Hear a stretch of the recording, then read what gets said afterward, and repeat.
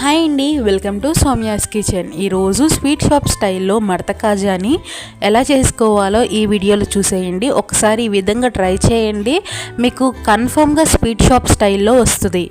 దీనికోసం ఒక కప్పు మైదా పిండి తీసుకోవాలి. ఒక 4 టేబుల్ స్పూన్లు వేడిగా డాల్డా వేసుకోవాలండి. చిటికెడు వంట సోడా వేసుకొని కొంచెం కొంచెం వాటర్ పోసుకుంటూ చపాతీ పిండిలా కలుపుకోవాలి. ఇలా కలుపుకున్న దాన్ని ఒక 10 నిమిషాల పాటు పక్కన పెట్టేసుకోవాలి. స్టవ్ వెలిగించుకొని ఒక బాండీ పెట్టేసుకొని దీంట్లోకి 1 కప్పు పంచదార, 1 కప్పు నీళ్లు పోసుకొని ఈ పంచదార కరిగే వరకు వెయిట్ చేయాలండి.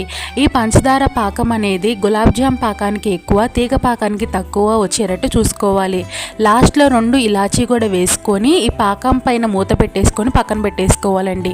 ఇప్పుడు మనం ముందుగా కలిపి పెట్టుకున్న చపాతీ ముద్దని సాధ్యమైనంత పల్సగా ఒత్తుకోవాలండి. ఇలా ఒత్తుకున్న దాన్ని స్క్వేర్ షేప్లో కట్ చేసుకోండి.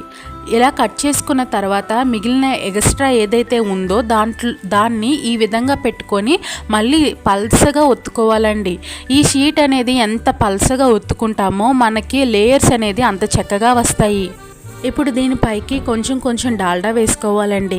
ఈ కాజాకి డాల్డా మాత్రమే యూస్ చేయండి, అప్పుడే గుల్లగా చక్కగా వస్తాయి.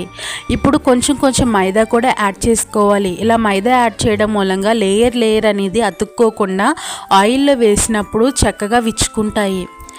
ఇలా డాల్డా మైదా వేసుకున్న తర్వాత ఈ వీడియో క్లిప్లో చూపిస్తున్నట్టు రోల్ చేసుకోవాలండి.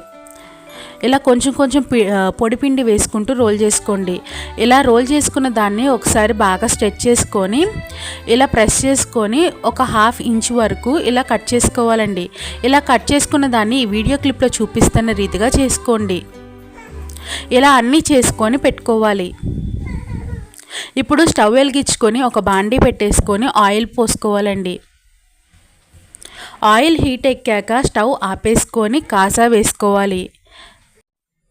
ఇలా కాజాలన్నీ వేసుకున్న తర్వాత 1 నిమిషం పాటు కాజాలని ఏం కదపద్దండి, అవే ఆయిల్లో ఈ విధంగా పైకి తేలుతాయి. అలా తేలాక స్టవ్ ఆన్ చేసుకొని లో నుండి మీడియంలోకి అడ్జస్ట్ చేసుకుంటూ ఆ ఆయిల్ని ఈ విధంగా లేయర్స్లోకి ఇట్లా అనాలండి. అప్పుడే లేయర్స్ అనేది చక్కగా విచ్చుకొని కాజా అనేది మడతగా వస్తుంది. ఇలా వచ్చాక దీన్ని గోల్డెన్ కలర్ వచ్చే వరకు ఫ్రై చేసుకోవాలండి. ఇలా ఫ్రై చేసుకున్న దాన్ని షుగర్ సిరప్లోకి యాడ్ చేసుకోవాలి. అంతేనండి, ఎంతో టేస్టీగా ఉండే కాజా రెడీ అయిపోయింది.